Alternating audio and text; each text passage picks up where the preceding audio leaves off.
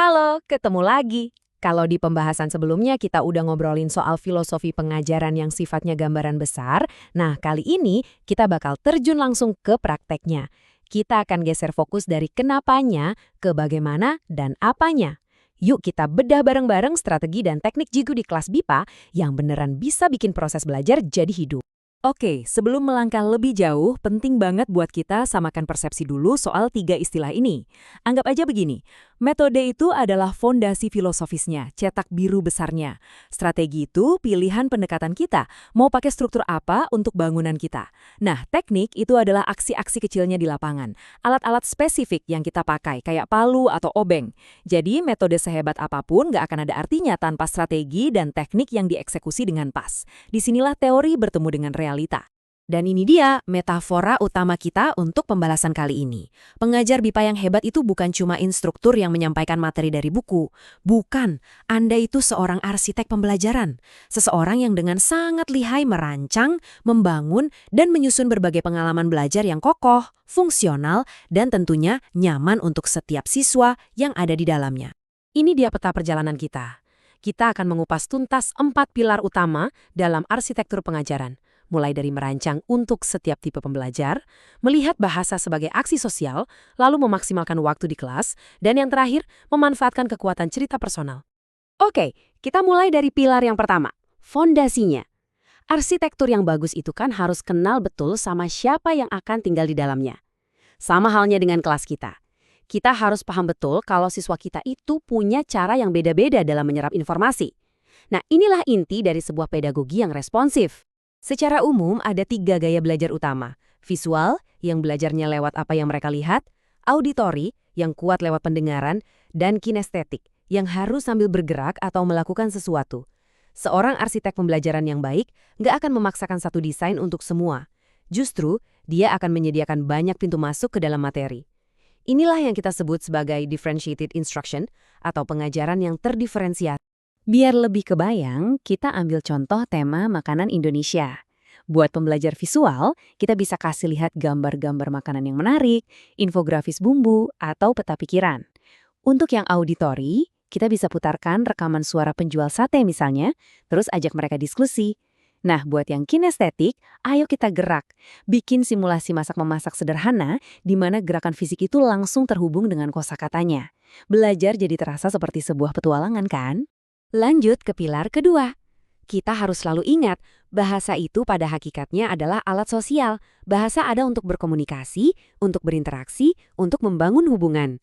Jadi masuk akal banget kan kalau cara kita mengajarkannya juga harus mencerminkan sifat sosial ini.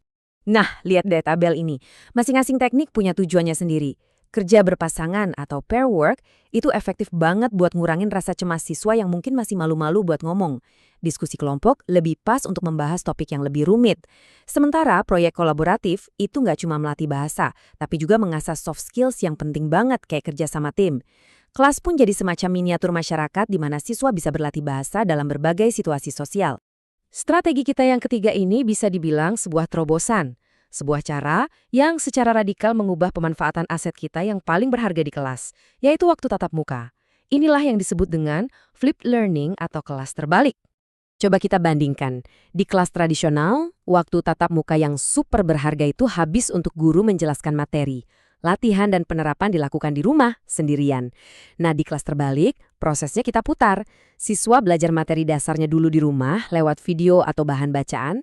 Hasilnya, waktu di kelas jadi 100% bebas untuk kita pakai buat hal-hal yang paling butuh interaksi.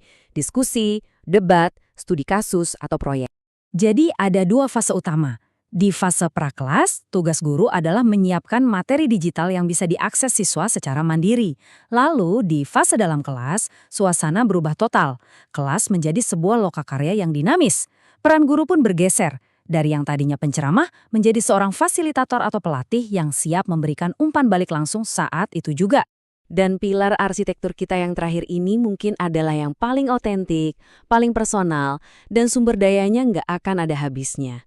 Strategi ini adalah tentang memanfaatkan salah satu materi ajar paling kaya yang dimiliki setiap pengajar, yaitu kisah hidupnya sendiri. Kutipan ini benar-benar menangkap esensinya. Waktu seorang guru berbagi cerita personal, dia nggak cuma memberikan contoh bahasa dalam konteks yang alami dan hidup. Lebih dari itu, dia sedang membangun jembatan emosional dengan siswanya.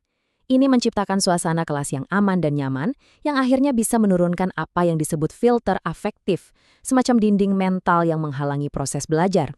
Tentu saja, ini bukan sekedar ngobrol biasa. Ada strukturnya. Di fase pracerita, kita siapkan dulu panggungnya, mungkin dengan brainstorming kosakata. Lalu di fase saat bercerita, guru menyajikan input bahasa yang kaya. Dan yang paling krusial, di fase pasca cerita, kita nggak berhenti di situ. Kita ajak siswa diskusi, menganalisis pola bahasa dari cerita tadi, dan yang terpenting, kita undang mereka untuk berbagi cerita mereka sendiri. Jadi mari kita rangkum pedagogi yang responsif, pembelajaran kolaboratif, flipped learning, dan kekuatan cerita personal. Ini semua bukan sekedar kumpulan tips dan trik ya. Ini adalah 4 pilar fundamental yang menopang sebuah arsitektur pengajaran BIPA yang kokoh. Dengan pilar-pilar inilah, seorang arsitek pembelajaran bisa menciptakan sebuah ruang belajar yang dinamis, penuh empati, dan yang paling penting, manusiawi. Oke, sekarang kita sudah punya satu set perangkat strategi yang sangat kuat.